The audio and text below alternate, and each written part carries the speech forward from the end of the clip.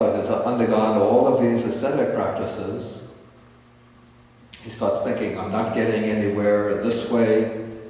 Can there be another way to enlightenment? Now one would think what would come to his mind would be a fairly recent memory, 6 years ago, practicing meditation under the teachers, 2 teachers. He could have thought of the first jhana there. Not only the first jhana, but the second jhana, third jhana, fourth jhana. And then he could have realized that's the way to enlightenment. The mistake is just to go beyond the fourth jhana into the formless meditations, where you're in a state of very remote abstraction. And so why didn't he just recollect the experience under these 2 teachers and then take off from them, from those meditations, into the development of insight,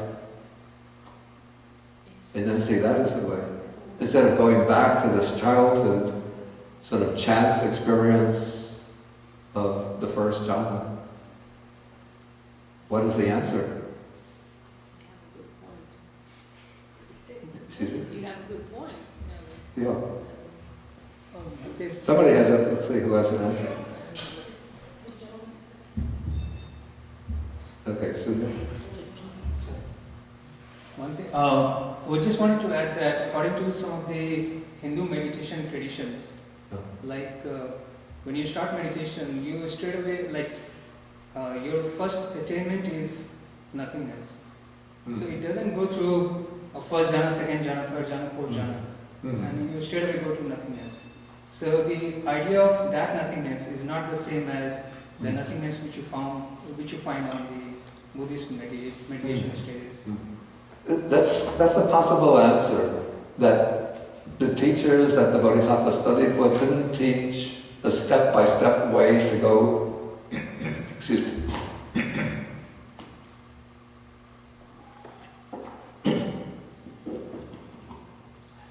It's possible that they didn't teach the step-by-step process of going through each of the jhanas, then to the base of infinite space, base of infinite consciousness, then to the base of nothingness.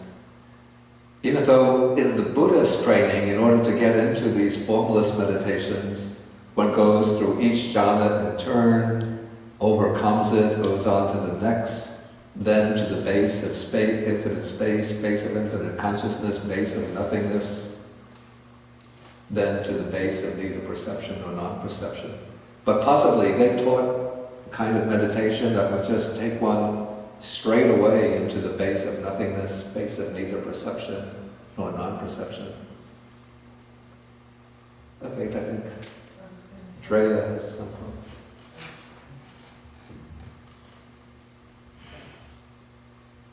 I was going to say, it also, the texts don't go into details of how each of the 2 teachers taught. I mean, they don't go into this great explanation. It just says, oh, the ultimate is, the first, the Buddha would call the first immaterial state or the second immaterial state. And, even though maybe your teacher teaches, okay, well, I'm going to teach you how to get to the base of, nothingness.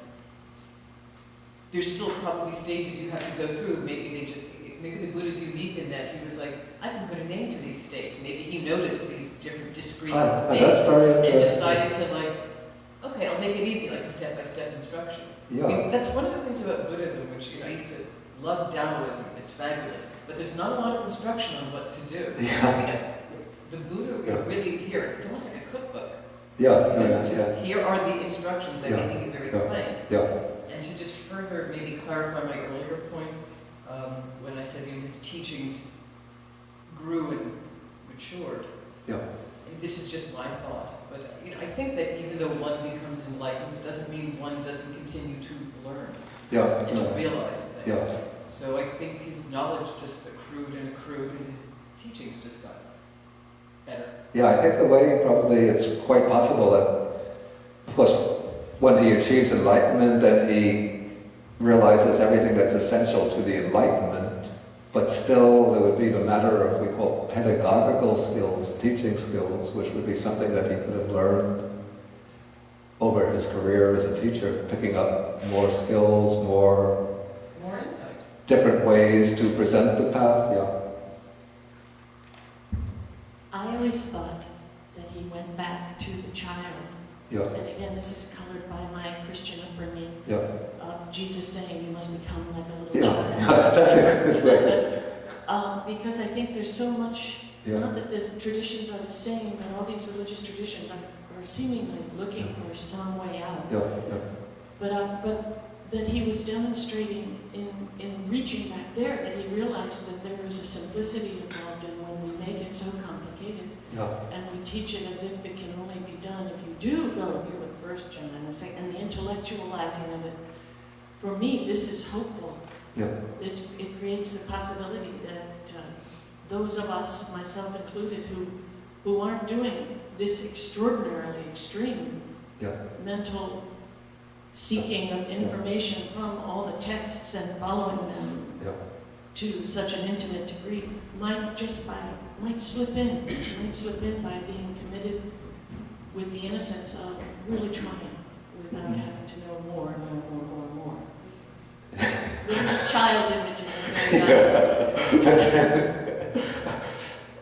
I'm laughing because you say you go back to the innocence of a child, just starting with the child's mind. Innocence may not be But simplicity. I meant more simplicity. yeah, but I'm remembering days when I was living in Sri Lanka. Sometimes I would go into the city Colombo, and there was a monastery in Colombo where I would stay. It's called Vajirarama. And on Sundays, they have the equivalent of a Sunday school. You know, the children come, but there, because it's warm, they hold the classes out in the courtyard. And I'm sitting in my room, and there's a class with these young boys and girls, might be 12, 13 years old. I'm doing some reading in my rooms. Then I hear, let's see how it goes. Vitaka vichara piti sukha chittas ekagatam pattamam jhanam. They're reciting the factors of the first jhana. Then it goes vichara mattam piti sukha chittas ekagatam dutiyam jhanam. Just mental examination, joy, happiness, one-pointedness of mind, that's the second jhana. Then piti sukha chittas ekagatam tatiyam jhana. Then I went to see this older monk who was staying in his room, and he's sort of boiling and saying, this is what they're teaching these young children. They have to learn, 12-year-old kids, they have to learn the formula for the jhanas in a language they don't understand. I was taught to memorize the Baltimore Catechism. That's the same thing you're saying. It's how we teach a tradition can destroy it for the individual who is being forced to learn it. And when we make it methodical, memorizable, etc., and we're not teaching it from some understanding in heart, it's very easy to turn away from. So, Buddha didn't have anybody making him sit there and recite that. He was sitting under a tree looking at some ants. But also generations of monks have recited them. But there were other things that were devised for teaching little girls, young girls, boys and girls. Somebody else had something. Your name again was? Abra. Yes. Abra, but Abra is good. Could it be that with these couple of suttas that we've looked at, that the teaching is about not following a particular defined path of someone else, but to constantly, it seems, to come back to oneself and to look for the real path, I guess. Like the other two teachers that he eventually leaves behind, and constantly going back and looking for himself And then with the child going back to his youth experience, again it's going back inside for what was real to him and go from that. So it seems that all along is about abandoning the teaching, that is taking the teaching and then abandoning it and going back to oneself. So this is a very good point, but I think it has to be looked at from two angles. Okay, one angle is that probably the reason why it wouldn't, the text would, even if the Buddha, suppose he had learned the jhanas under the two teachers, but if he recollected an experience under those two teachers, then he couldn't say that the path is entirely something that he's brought up himself, that he's hammered out or devised himself based on his own experience. Right. And so by taking the discovery of the path back to his own childhood experience, then it makes the path something which has evolved from the Buddha himself. So this becomes a completely new path breaking out on the Indian spiritual scene. Okay, that is one comment that I wanted to make. The other comment is that, like, once the Buddha discovers the path, then the point is that we don't have to undertake the long course of experimenting to find at least the broad contours of the path. We could say the path and its broad contours is something taught, laid out by the Buddha. But we still do have to do some experimenting because there are many different ways of practicing the path, many different, say, meditation techniques, combinations of techniques, many different defilements, and then different remedies for those defilements. So we still have to experiment on ourselves to find out what works for us. But the basic, say, the structure or scheme of the path and the whole range of aspects of the path, that is something that is originally taught by the Buddha. So that we can find ourselves within that range as a starting point. Okay, I want to take some of the questions that come from the internet. Okay, the Buddha's childhood jhana experience was very different from the so-called jhana experience he got from his two teachers. Does that mean his middle way to attain jhana is unique to Buddhism? Okay, under the two teachers, there's no mention about learning what we call the first, second, third, fourth jhanas. What he learned from the two teachers was the base of nothingness, base of neither perception or non-perception. Whether the four jhanas are completely unique to Buddhism, this I don't know. There could be counterparts to the jhanas in other meditative systems, but called by different names. Of course, the names first, second, third, fourth jhana might be unique to Buddhism, but if one practices a method that will bring one to the same level of concentration, it can be the same as the jhana. Second question, was there any mention of how the Buddha attained stream entry in the sutta? Was he already a once returner? So Majjhima number 26 only describes his final journey to full liberation. The way it's presented in the text, the Buddha went through, it doesn't even speak about the Buddha going through the stages of stream entry, once returning, non-returning, and arhatship. It just speaks about him on the night of his enlightenment going all the ways to arhatship, but no mention of any intermediate stages. And it seems that he couldn't be a stream enterer before he started his quest for enlightenment, because a stream enterer would have the idea, what is the path to enlightenment? Whereas the Buddha has to, the Bodhisattva has to discover it for himself.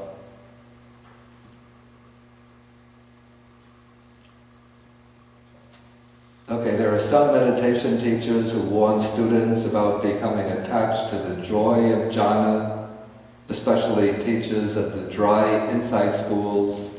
Isn't this contradicted by Majjhima Nikaya number 36?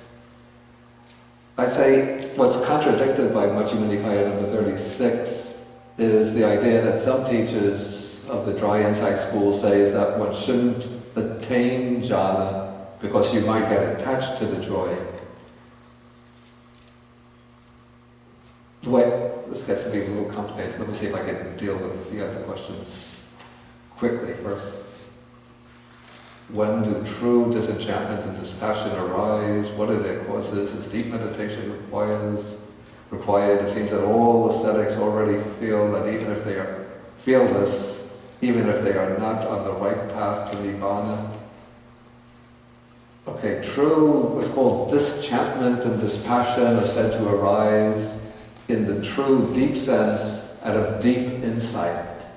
So the knowledge and vision of things as they truly are is the cause for the arising of disenchantment and dispassion. So even though those ascetics might have already become disenchanted with worldly life, but they hadn't reached that experiential insight level that brings the liberating disenchantment.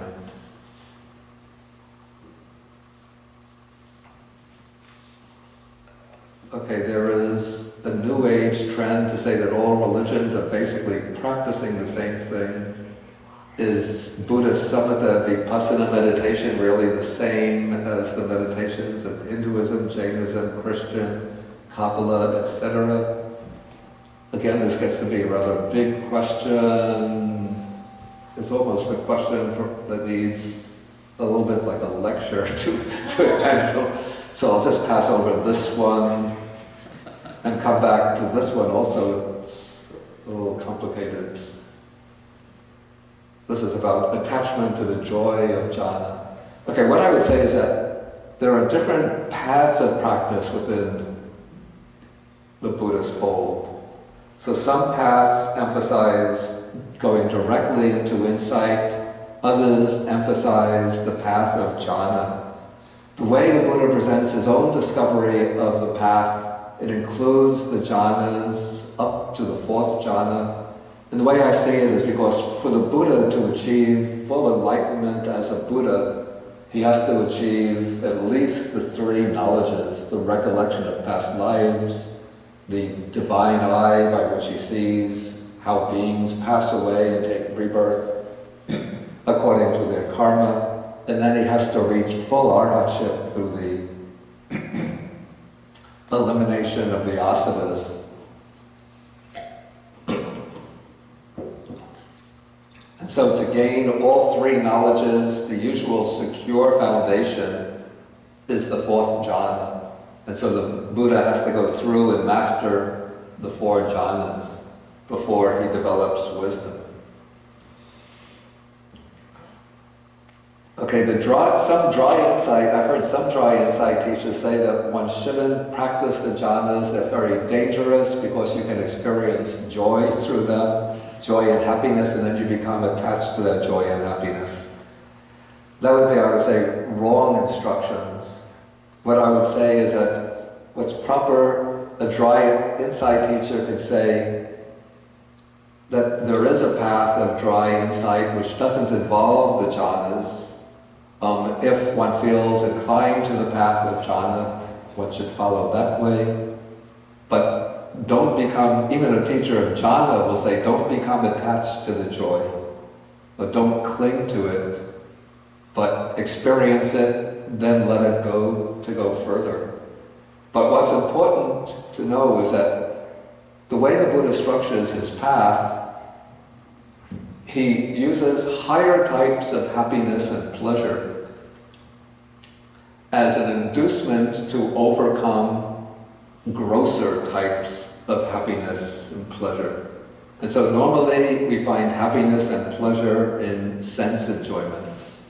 And so the Buddha will use the happiness of the jhana, even the happiness of lower levels of meditation, as a way to help us overcome the attachment to sensual enjoyment.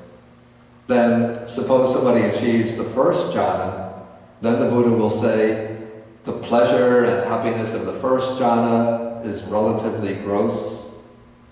Abandon it and go on to the second jhana.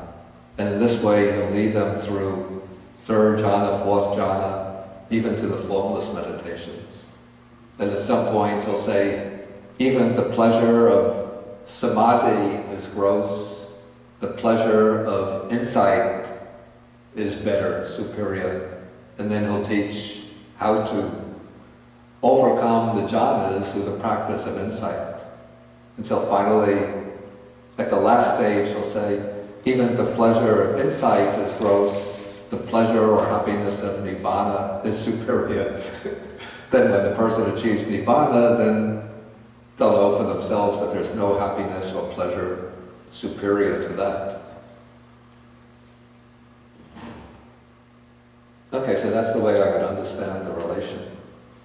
And also what is true, at least from my experience with dry insight meditation, is that it also gives rise to very intense joy and happiness.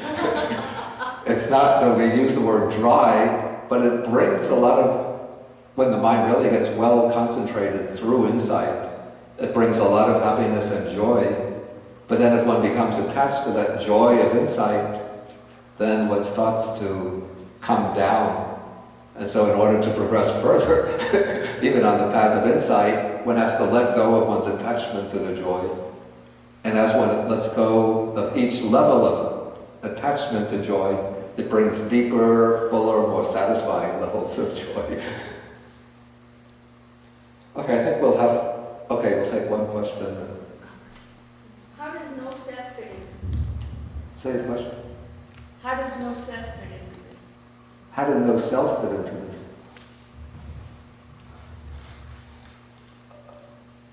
Well, actually, no self pertains to the stage of insight knowledges.